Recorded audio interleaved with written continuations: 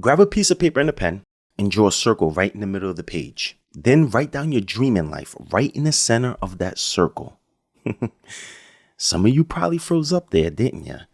Well, that's exactly why I want to make today's podcast episode. Back in 2021, my mentor Paul Chek taught me something that changed my life forever as a coach.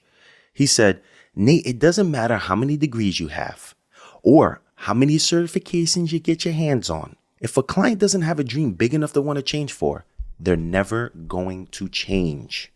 And after helping thousands of people from all over the world, I can tell you right now, that is a fact.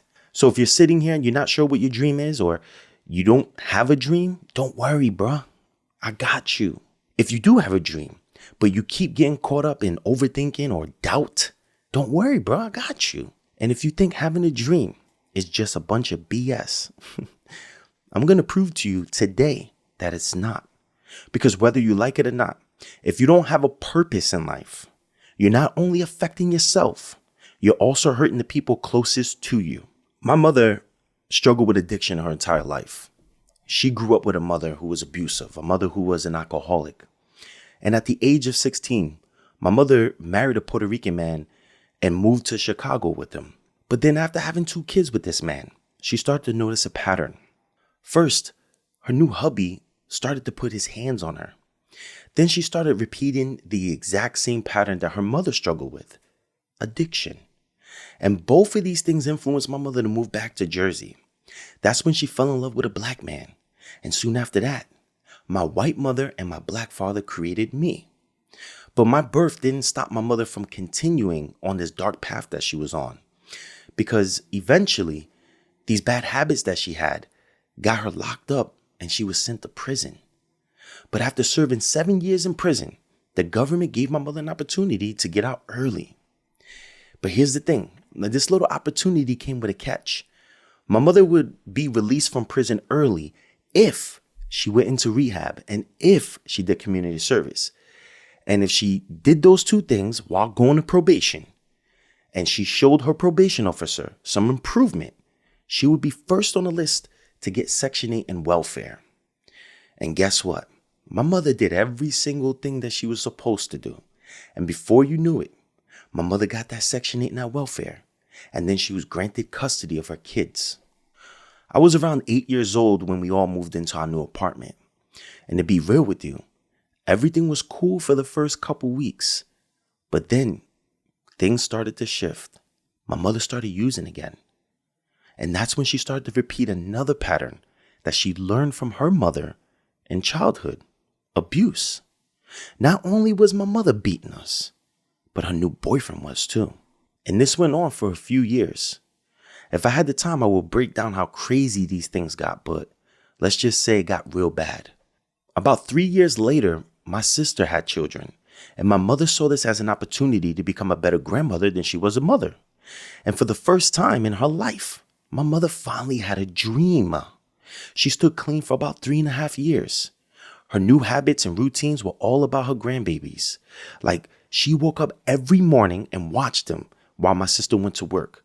She was feeding them, bathing them, and playing with them all day, every day. I never saw my mother more happy than those times, bro. I just didn't.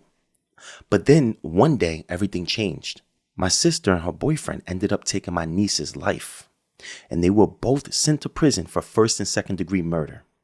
Then the state of New Jersey stepped in and took my 2 nephews away from us. My oldest nephew was about 3, and my second oldest was about 1.5.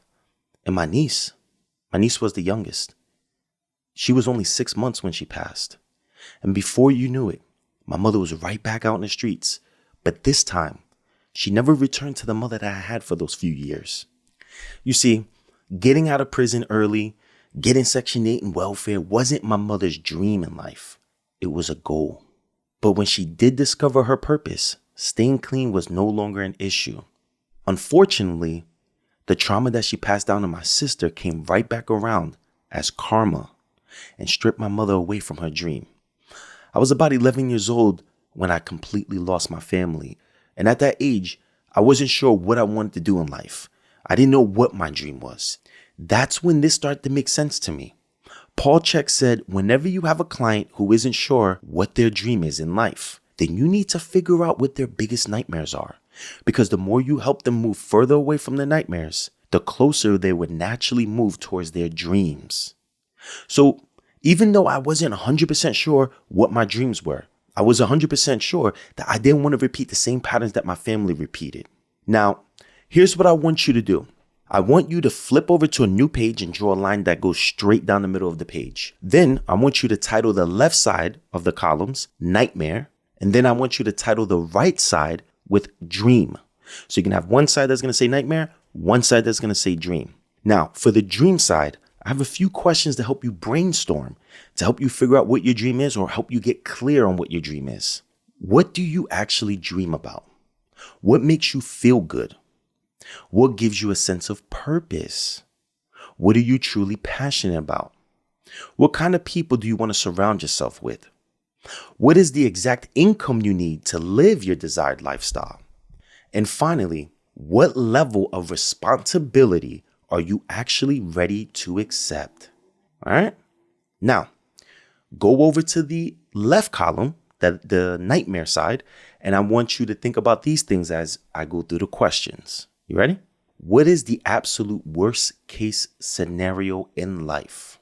What is constantly making you feel miserable? What is draining your sense of purpose? What negative habits or lack of values are tearing you down? What level of income and debt keeps you drowning in stress? And finally, what responsibilities are you constantly running away from? Whew. Now, most of you are going to experience the exact thing that I experienced when I was trying to figure this thing out at a young age. At first, my main goal was just getting further away from that nightmare, like being in poverty, constantly surrounded by drugs and violence. I started to do the opposite of what everyone else around me was doing and taking all of my anger and my sadness and transforming that energy into a positive force. I took all the pain and used it to push me. Because what you're going to learn is you're going to have to choose the type of pain you're willing to experience in this life. Either you're going to experience the pain that comes from not having a dream, or you're going to choose the pain that comes with true growth. And that means getting uncomfortable. Uncomfortable with waking up early. Uncomfortable with being lonely on this journey. And uncomfortable with delaying instant gratification. Like really understanding it's going to take time and it's going to be hard. But the more you choose that pain, the pain that gets you closer to your dream, the more your mind and body start to follow your demands. And before you know it, that nightmare isn't something you're running away from anymore. It's the dream that you're actively running towards. That's exactly when you start to make the connections. You start to see how all the pain and struggle you went through in your life were completely needed to complete the mission that your soul came here to do. And that right there is when your mess truly becomes your message. You feel me? I hope you heard what I just said. I said, your mess becomes your message, my friend. And that's something you really need to meditate on, because some of you, as you were writing down the answers in the dream column, I'm telling you right now, some of you were probably doing the same thing I did when I was doing this exercise. I remember the day like it was yesterday. I was sitting in a Starbucks on Broadway in New York City with no money, no job, and no place to live. I was sitting there watching a Bob Proctor video on YouTube, holding my notebook in my hand with a pen ready to write. And that's when Bob Proctor brought me through a similar exercise that I'm bringing you through right now. And when I wrote down my ideas of what my dream might be, my mind instantly went to how. How, Nate? How is this possible? How are you going to pull this off? I like to call this the how monster, by the way. How, Nate? How? How's this going to go down? It's that little annoying voice in your head that pops up the exact second you start dreaming or start thinking differently. Then that how monster turns into comparing yourself to everybody. Everybody who's already living the dream that you want to chase. Why me? Why would anyone listen to me? Tony Robbins, Les Brown, and Paul Chek are all doing the things I want to do. But this is the moment you need to understand the absolute beauty of the mess that you had in your life. Yeah, all those guys I mentioned are living the dream I want to achieve, but my story's different. My swag is different. My morals and core values are different. And all those things that make me different are the exact reasons why you connect with me. Why? Because you can relate. You can actually feel what I'm saying. And that right there is the key to earning trust from people who are looking for someone who's different. Pause for a quick second and look at your thumb. I know this is mad random. It just came up to me, but pause for a second and look at your thumb. Look at your fingerprint. Are you looking at it? All right. As you look at your thumb and your fingerprint, I want you to understand this one thing. There will never be another human being with the same exact fingerprint. That's it. What you're looking at right now is it. There is no copying and pasting that, bruh. The universe brought you through all your mess so you can figure it out and teach others how to do it. And that is a bar. Jesus Christ. Let me get some tea. That's some good tea right there. Nothing like having hot tea when it's raining outside. I want you to go back to the circle that I had you make in the beginning of this episode. And I want you to write down either your dream or your nightmare in that circle, right in the center. When I stopped comparing myself to others and I focused on my purpose, I wrote this in the middle of my circle. I am the biggest motivational and inspirational coach in the world. You heard what I said, right? I said I am. Not that I want, not that I wish. I said I am. Like Ralph Emerson said, do the thing and you shall have the power. You don't become an author after you get a book published. You become an author the exact day you decide to start writing. You become the thing you dream of becoming as soon as you start doing the thing itself. You dig? Make sure you write the words I am right before you write your dream in that circle. And if you're writing down your nightmare in that circle, make sure you write I will overcome and list whatever it is that you're fighting to get away from. Okay? Look at that dream circle, then draw a line that goes from that circle and goes straight out. It's going to look like a sun with one sun ray. From there, I want you to think about the very first thing you can do right away to get one step closer to achieving that dream. For example, remember when I said I was doing this blueprint thing in Starbucks in New York City? Well, I was actually doing this right after my football career ended. My teammate ran right into my spine and almost paralyzed me. And it sucked because I just had one of the best seasons of my football career. And the day that I was almost paralyzed was the same day I had 5 NFL scouts at my practice to recruit me. So when I was sitting at Starbucks with this big dream of mine, this new dream of mine, I just sat there and stared at it. And that how monster started to pop right back up in my head. But that's because I was stressing about how to get from step 1 to step 10 right away. How do I go from not having nowhere to live, no money, no nothing, to being the person that I want to be tomorrow? You dig? I was so focused on trying to make this dream come true overnight without thinking about the actual steps that I need to take to achieve it. And that's something you need to avoid, because going from step 1 to step 10 isn't going to happen. And if it does, trust me, I've coached a lot of celebrities who did jump from step 1 to fame right away. And it always leads to addiction and a nasty ego death. So you need to understand that your dream is a process. It's a path that needs to be mastered, not rushed. And if you try to rush the process, you're going to be met with heavy disappointment. And this is something I have to tell my clients all the time. False expectations always leads to being disappointed. Now, let me show you how these first few steps I had you take turns into a whole blueprint. When I sat there and I was staring at my circle, I noticed something. I couldn't do any of the things that I wanted to do without a coaching certification. Wow, look at that. I was stressing about competing with the big dogs, but I didn't even have a certification yet. I wrote down getting a certification as my first sunray. Then the next step was figuring out what certification to get. So I drew that as my second sunray. The third sunray was finding out how much the certification cost. And the fourth sunray was figuring out a way to come up with the money. You see what I'm saying?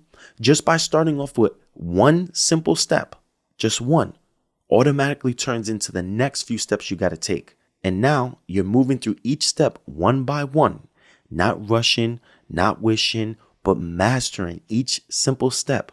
And after you do that, it's time to eat the frog, my friend. Brian Tracy, one of my favorite authors and speakers, has a book called Eat That Frog. And in the book, he says, eat that frog. And if you have 3 frogs, eat the biggest and ugliest one first, which means this. As you look at your list of steps that you have to take on your dream map, you're going to notice a few steps that you really don't want to take. Some of them are going to be mad annoying. Some of them are going to require you to take time to do research. And most of them are going to push you to overcome some of your biggest fears and weaknesses in life. So eating that frog means picking the step on that list, the step that you really don't want to do, the one that you're more likely to procrastinate with, and doing that thing first thing in the morning. Brian Tracy said, if the first thing you do each morning is eat a frog, you can go through the day with the satisfaction of knowing that is probably the worst thing that is going to happen to you all day long. You see, I sat here for months planning these episodes for you, right? And since all of my content was deleted off the internet, I had to come up with a plan to repeat everything I already said before. So I was struggling with where to start. Should I make the first few episodes about healing the gut? Or should I teach them about overcoming adrenal fatigue? I literally had like 40 different ideas to start this thing back up with. But then I sat down and I drew a map similar to the one I brought you through today and started thinking about which one is the most important step. And that's when it hit me. I could teach you everything about healing and all the science behind it. But if you don't have a dream big enough to want to change for, then you're always going to struggle with being consistent and persistent with the healing steps that I'm trying to teach you in these episodes. And now that you have a simple blueprint to get clear on your dream and purpose in life, you need to go back and listen to Drifting in Negative Consciousness if you haven't already. I left a link to that episode down in the description for you. And if you're watching this on YouTube, you can find it right here. Peace.